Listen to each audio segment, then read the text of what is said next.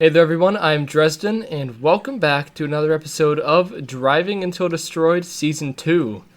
In this episode we're going to explore, since we're doing this whole marathon thing, we're going to explore another different theme concept for a video that could pop up. So 2 episodes ago you saw my real life vehicles. Now I do have plans to do videos like that for my other family vehicles. Outside of my immediate family, for my friends' vehicles, for maybe my favorite vehicles. Oh, I hit that button, and that button doesn't like that. That sort of thing. Oh. Is that free cam? I don't know what that does. Okay. Anyway. And then last episode you saw a certain just specific type of vehicle, so all 3 of them were track cars. This episode, all 3 of them will be the same car, but 3 different variations. So we have here the Ibishu CrossSport. And this one in particular is the 2.0 liter fleet vehicle. It's got 144 horsepower, weighs 1.5 metric tons. I am intrigued to see how it does. I don't think it'll do that bad. Since it's a fleet vehicle, it's made, they're made in bulk for companies. There's a Nissan dealership kind of somewhere around my house that has a bunch of fleet vehicles that are Nissan Frontiers, the newer ones, and they're all just white with black plastic. They're just cheap to buy, cheap to make. That could be good or bad. There will be less features, less things that can break in here. However, the things that can break will be a lot weaker, which is not particularly what we want for a course such as this. I think that this is going to go decently well, though, all things considered. So far, it's going decently well. I mean, we took that first jump really nicely. That landing right there, off that little bump, was worse than the first jump. And that's saying something. This feels front-wheel drive. I'm sure it is. It's a fleet vehicle of a crossover. So, I bet it is front-wheel drive. That's okay. Can't go wrong with front-wheel drive. Yeah, I guess we just gotta line it up for this first jump or second jump, I guess, the big jump. See what we can do. I don't actually know a good speed for this jump. Okay, 55 would probably be perfect. It didn't seem like we could even hit 55. I was pedal to the metal right there. And we did not hit 55. But that's probably the best speed to take it at. That's okay, though. We only really lost a hubcap in our bumper on that, so all things considered, not too bad. Now this jump can be real bad if you screw it up, and we're not gonna screw it up. That's actually a really nice landing. Looks like our oil pan's a little broken though. Engine is starved of oil, so that's always good and dandy. Fuel tank ruptured. Okay, so we're probably gonna end up going out by running out of fuel. Yeah, if you look on the right side where our speedometer is, fuel tank not looking too good. We also bent our front left wheel, our front driver's side. Not too bad though. We can still turn. That's all we really need it to do is turn. Turn decently anyway. Also, you might notice I'm not using OBS. I don't know if you'll notice it or not. Probably not. Not using OBS, so you'll see notifications and stuff pop up. But OBS, though it wasn't bad last video, I don't think my computer just has enough power to run it with other stuff. So I did 1 lap with this vehicle and then looked over to the left and saw that it was 40 FPS the whole time. I didn't want to put you guys through that, so hopefully NVIDIA is recording better than OBS, because it tends to. OBS just doesn't work super well for me. Oh, engine disabled. We ran out of gas. Can we keep going? No. 1.9 miles will be our stopping point. Not too bad, though. I mean, we made it a lap. That's pretty good. We made it probably a little under a quarter of a lap. Maybe around a quarter of a lap worth of distance before we ran out of fuel. But anyway, yeah, not too bad. And we only lost 1 hubcap. So, there you go. Alrighty, and next up is the Ibishu CrossSport 2.7 liter GTZ. 2.7 GTZ. This is one of the highest end variants of this vehicle. Has 286 horsepower, weighs about 100 kilos heavier, and should be at least a bit more powerful and maybe even a bit stronger. Definitely feels turbocharged. I should get a PSI reader up on the screen.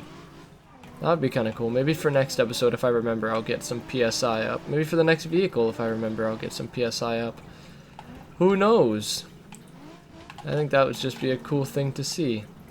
We already have pitch, roll, airspeed, distance, my clutch and brake, or my brake and throttle reader, so you can see when I'm hitting the gas and the brake, and my steering are all measured out already on the bottom middle of the screen. You can see that if you would like to see what I'm doing, if I'm pedal to the metal, if I'm braking, what's happening, or if I'm just not hitting anything. Rear drive shaft broken. Does that mean we're done? No. We're just front wheel drive now. I guess it was all wheel drive. It didn't feel all wheel drive. I guess it is. Yeah, that's a dangerous thing for this course, is rear drive shafts. Because you hit any of these bumps or landings wrong, you're done. There's no rear driving for you. No rear driving, no rear wheels for you. Can be really dangerous in older vehicles especially. Or the ETK 800 series, which I don't think they fixed it in the most recent update to the game, has a super weak drive shaft. Front right half shaft broken. Front right axle broken. Okay, one wheel drive.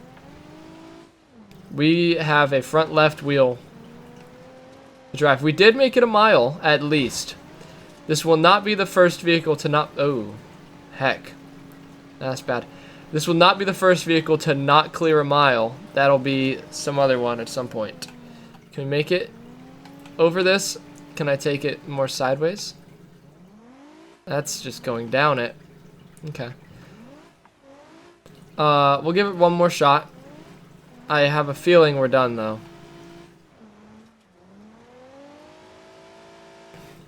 Yeah.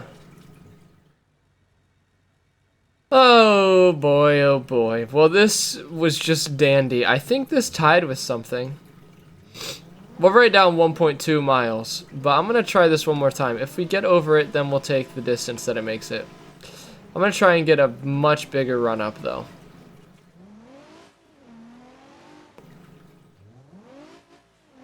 We're going to see if this will help at all.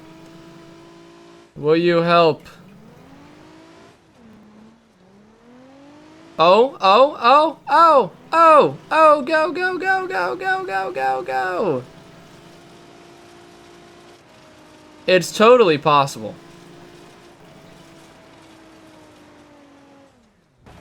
But not probable. Yeah, I'm going to say that this one's out, folks. Sorry to disappoint. I'm also writing down 1.2 miles, like I said, because I didn't necessarily need to try that again. It still didn't make it. Yeah. Did not do as well as I thought. The fleet vehicle did do better. Hopefully, the next one will do the best. I guess we'll just have to wait and see.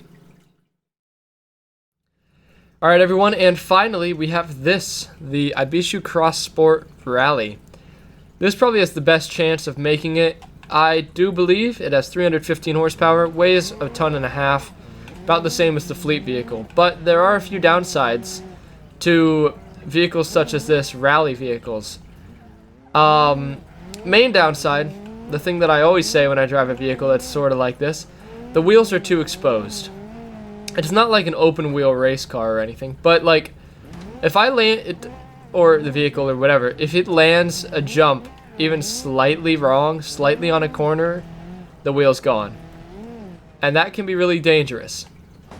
Okay, that just damaged our induction system, but it did bend our front wheels a bit. Like even something like that, like so small of things, can just cause massive bother and massive panic. Maybe not panic, but bother, yes. But at the same time, it should do pretty decent on these sort of bumps, as it's a rally car, and it should have a decent amount of grip on the dirt, because it's a rally car. You can even kind of throw it around a bit, which is nice. And I do quite like that. Let's take this jump. We're going to hit it about 55. I think that's a sweet spot. Oh, wait, land on the roof. Not what we wanted. It is all-wheel drive. But that's not what we wanted to happen at all. Okay, well, 3-wheel drive now. It's okay. I mean, we can drive without a rear right. It's just going to be really, really, really difficult now to actually aim for jumps.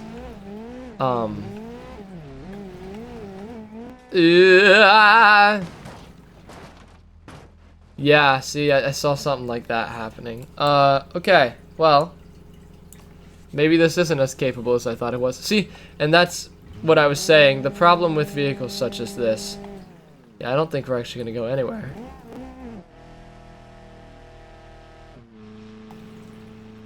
No.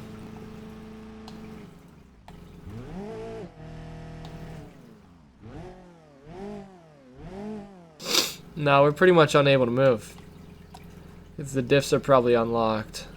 I can't actually see that. Can I? No. I'd imagine that that's an unlocked differential, which means that it's putting power to the rear wheels even though they're broken, because they have less friction. So it's easier to direct the power there. They'll all get directed there. Well, this did pretty poorly. Okay.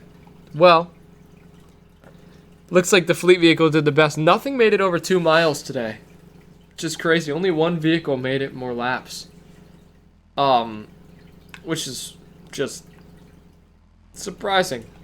Anyway, I hope you guys enjoyed the video. If you did, be sure to smash the like button, hit the red subscribe button, and that bell icon down below to get notified of when I upload. We have 2 more episodes in the streak here. Streak, marathon, whatever. So stay tuned for this. And yeah, hope you enjoyed. Until next time, this has been Dresden, and goodbye.